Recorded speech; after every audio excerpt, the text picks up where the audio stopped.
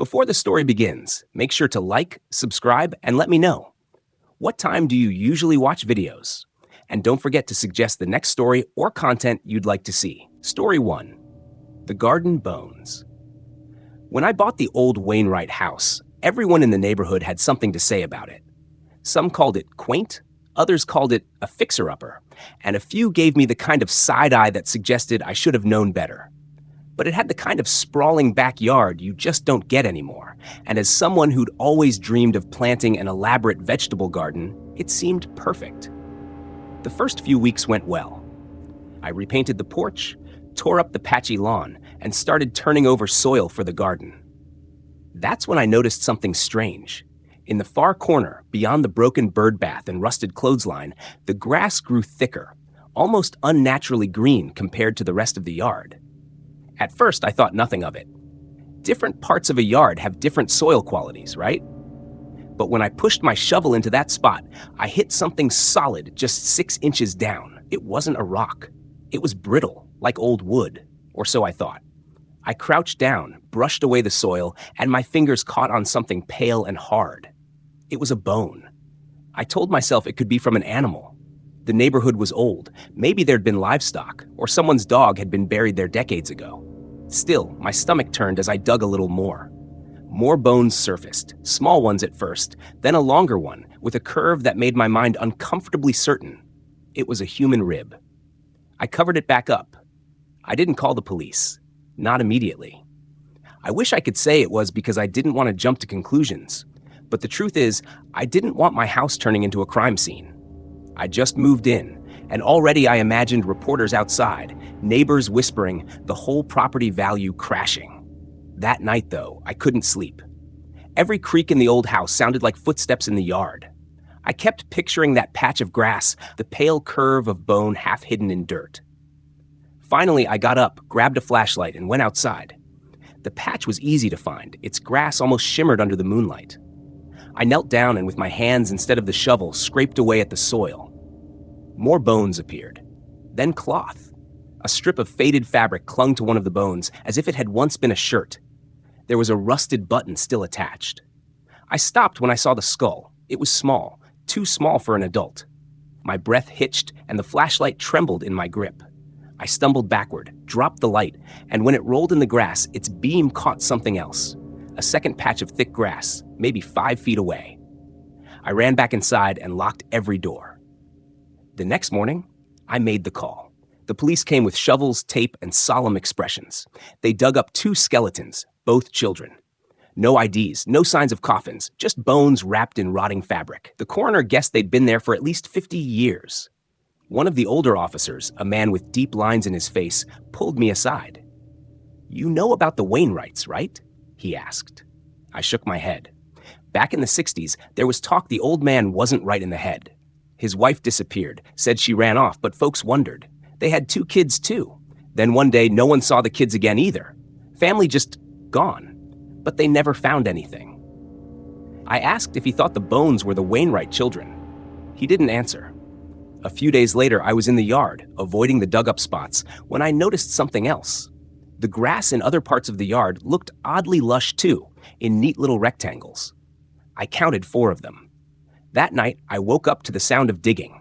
Not loud, but steady, metal hitting earth. I peeked through my window and froze. There was someone in the yard, crouched by one of the other green patches, working at the soil with their hands. It wasn't a neighbor. Their head was too low, their back hunched unnaturally. They moved with slow, deliberate motions, like they'd been digging for a long, long time. I called the police again. They came, searched, found nothing. No footprints. No disturbed soil. But now, every time I look out the window at night, I see those green patches. And sometimes I swear I see something standing between them, just watching me. Story 2. The Children Under the Tree. I grew up in a rural town in Vermont, a place where everyone knew each other and secrets didn't stay buried for long. At least, that's what I used to believe. Our house sat at the far edge of the neighborhood, where the woods crept close to the backyard. My father loved those woods. He'd clear little trails, hang up bird feeders, and tell me that nature was alive if you knew how to listen. When I was 12, my parents bought an old maple tree from a neighboring farm and had it transplanted into our backyard. The farmer, a strange man named Daryl who spoke in short, clipped sentences, had practically given it away. He just wanted it gone. I overheard him muttering to my father as they shook hands, "Best you keep the kids away from it." My dad laughed it off, thinking he meant climbing safety. From the moment it was planted, I hated that tree. It was enormous, its branches sprawling like crooked arms, and its roots bulged up from the soil like they were trying to escape. At night, I would sometimes wake up to see its shadow through my bedroom window, looking almost human in shape. One summer afternoon, my best friend Kyle and I were playing tag in the backyard. The game slowed when Kyle stopped under the tree, his gaze fixed on something in the dirt near one of the roots. "What's that?" he asked, crouching. It was a little toy, an old-fashioned tin soldier, rusted and bent. We dug around a bit more and found a small porcelain doll head with one eye missing. It was unsettling, but kids are curious. We thought maybe there were more buried treasures under there. That became our summer project. By the end of the week, we'd collected an entire shoebox of oddities. Marbles, hair ribbons, buttons, a cracked teacup handle. All of them were old and worn, and all of them were buried shallowly, like someone had just scattered them and kicked a bit of dirt over the top. One evening, Kyle stayed over for dinner. Afterward, we went outside to dig again. The air was strangely still, and the tree seemed darker than usual against the fading light. As Kyle dug near one of the larger roots, his trowel hit something solid. Not metal, something softer, but still firm. He brushed away the dirt, and I saw it. It was a small, grayish bone. We froze. I wanted to tell myself it was from an animal, maybe a squirrel or a raccoon, but the shape was wrong. It was too smooth, too perfectly formed. Kyle, braver than me, dug a little more. Another bone appeared, and then another. We didn't speak as we unearthed enough to form a clear picture in our heads. These weren't animal remains. They were human and small, child-sized. We ran inside and told my dad, who immediately called the sheriff. That night, our backyard was swarming with police and men in gloves carrying shovels. My mom kept me inside, but I could see through the kitchen window as they dug deeper and deeper under that maple tree. By morning, the news had spread. The sheriff told my parents they'd found the remains of at least 2 children, possibly more. They were old, the bones brittle, but still intact enough to confirm their size. Along with them, they'd recovered dozens of small personal items. The investigation went on for months. They never figured out exactly who the children were or how they ended up under that tree. But the town had its theories. Some said Daryl, the farmer who sold us the tree, knew more than he let on. Others whispered about a series of disappearances from the 1950s, unsolved to this day. One afternoon, curiosity got the better of me. I biked over to Daryl's farm and found him sitting on his porch. I asked if he'd heard about what they'd found. His face went pale, and for a long time he didn't answer. Finally, he said, "That tree ain't right. My daddy planted it.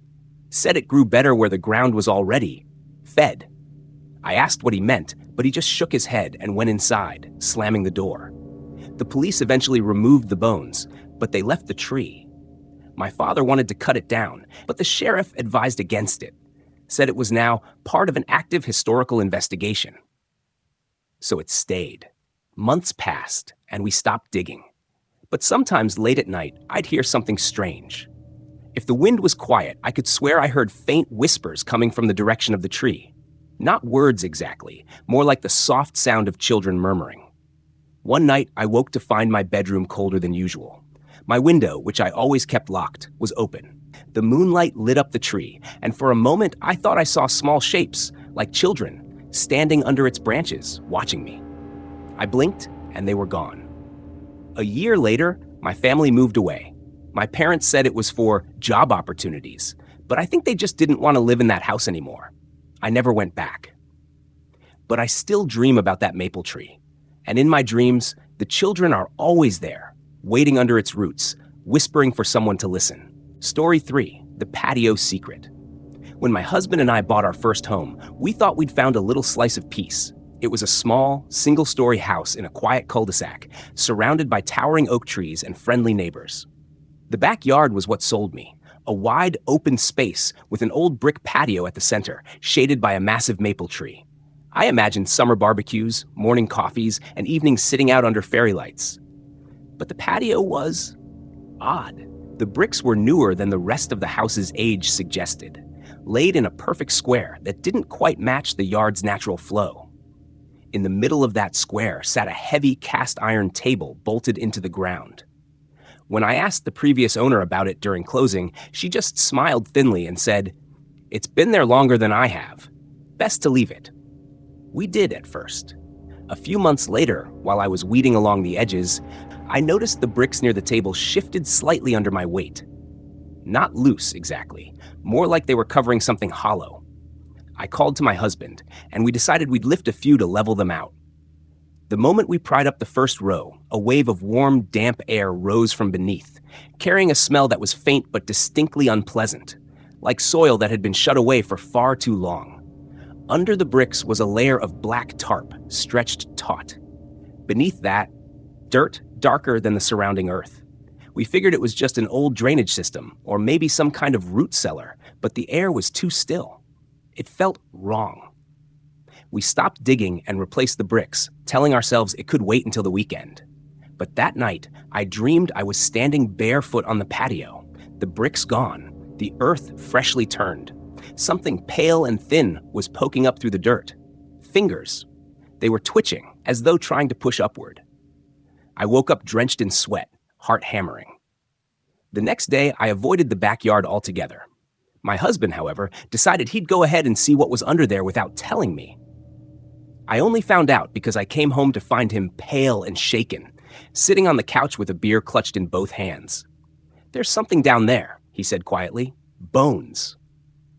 At first, I thought he meant animal bones, but the way he wouldn't meet my eyes told me otherwise. He dug down about 2 feet before hitting the first one, a human femur. Another foot deeper, a rib cage. The soil was packed tight around it, as if it had been buried for decades. And the strangest part?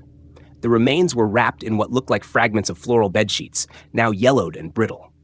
We called the police. The yard became a crime scene overnight, yellow tape stretching across the fence. Neighbors gathered at the edges, murmuring about what might have happened. The detectives were tight-lipped, but I overheard one tell another that the skeleton belonged to a young woman in her 20s, buried sometime in the late 1970s or early 80s. There were signs of trauma, a fractured skull, broken ribs. The table had been bolted down to hide the spot. The newer bricks? Likely added after the burial to make the patio seem fresh and cover any subsidence in the soil. Weeks passed and the investigation slowed. They told us they might never identify her. There were no missing person reports that matched the remains. But that didn't stop the dreams. They got worse. In one, I was sitting at the patio table, drinking tea. Across from me sat a woman with matted hair and hollow eyes, her skin the same gray-brown as the soil. She smiled at me, and when she did, dirt poured from her mouth. Her voice was a whisper I felt more than heard. "You found me." I started waking to strange sounds, scraping on the patio bricks, faint knocking from underneath. My husband swore he heard footsteps in the yard when we were both inside. One night, we found the table's bolts loose, though neither of us had touched them. I finally told the detective about the dreams. He just looked tired and said, "Sometimes they don't rest easy once they're disturbed." The remains were eventually removed, and the dirt filled back in. The patio bricks were stacked neatly against the fence, but we never rebuilt it. I couldn't bring myself to cover that ground again. We thought it would be over once she was gone, that the house would return to normal. But it hasn't.